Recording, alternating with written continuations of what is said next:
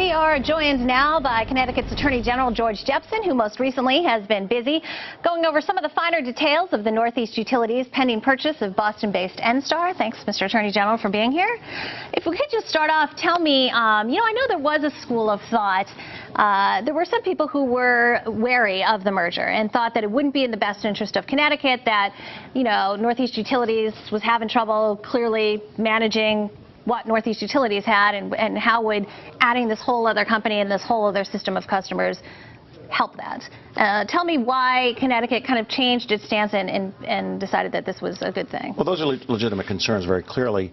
NStar, and it's really a merger of two near equals, not so much a purchase, is a very well-run company. Any reasonable analysis of the merger suggests that there will be hundreds of millions of dollars in savings over the next decade, and the goal of our negotiation was to ensure that those savings could be passed on to Connecticut consumers. So there's a general consensus that the merger does bring savings, and the question was how it would come to pass. We were engaged in negotiations in late February and early March, and were able to announce a deal that brings substantial savings for Connecticut ratepayers, far more than if the regulatory process had reviewed the merger and just approved it, rubber stamped it straight out.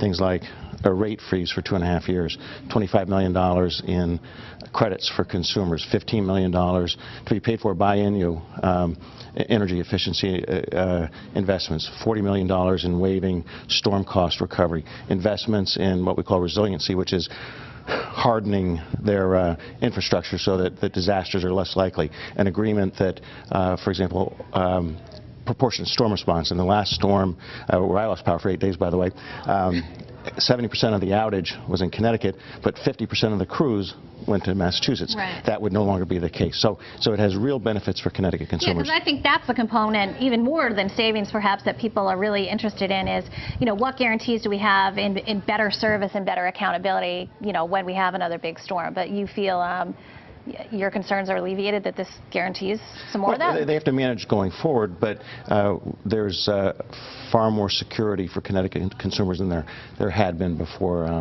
the merger. Right. Now, on a completely other topic, you hosted a very successful event this week in Bridgeport, offering mortgage assistance to homeowners. And tell me about it, what its mission was, and how it's working. This is part of an ongoing process. There's a lot of pain out there. Tens of thousands of Connecticut homeowners are suffering. They're behind in their payments, or they can't refinance their houses because the mortgage is underwater. We've had mortgage servicing events before. We had a successful one in Hartford back in November. Almost 1,600 homeowners participated. Hundreds got either principal reductions on their mortgages or refinancing.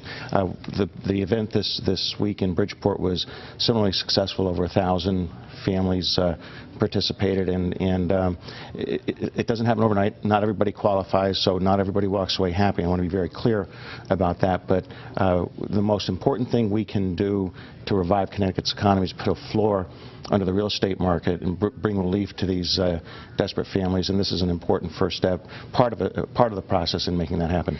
So give people an idea. So they get hooked up when they go to this event with an advisor? Well, let me put it this way. I was down there at the event, and someone who, it turns out, I knew his father 10 or 15 years ago, now deceased, came up to me and said, identified himself and said, "I accomplished more in the hour I spent here this afternoon than I have in the last 15 months of trading phone calls with the bank."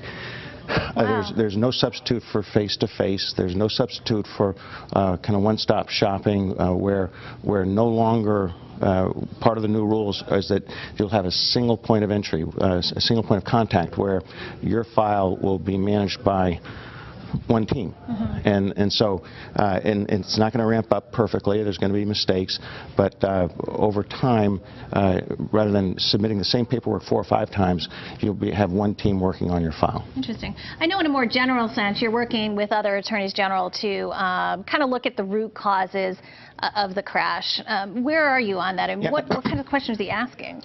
Good question.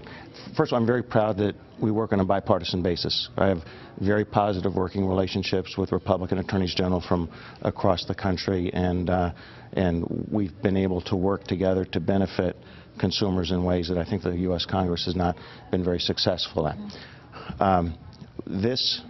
The mortgage settlement that we recently announced, which will bring around $180 million in relief to Connecticut homeowners, is just one step in that process. We are now reviewing the opportunity to bring legal action in areas such as this, what we call securitization. And that was the process by which loan originators would sell loans to Wall Street banks, and those banks would then combine them into securities that were rated AAA.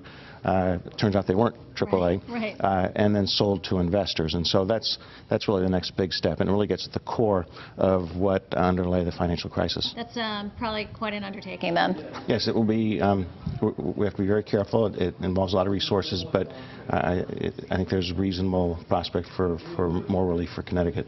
All right, excellent. And I know that you're having another, y'all are planning another mortgage event for people in June in Eastern Connecticut. June 15th in Eastern Connecticut at the University of Connecticut.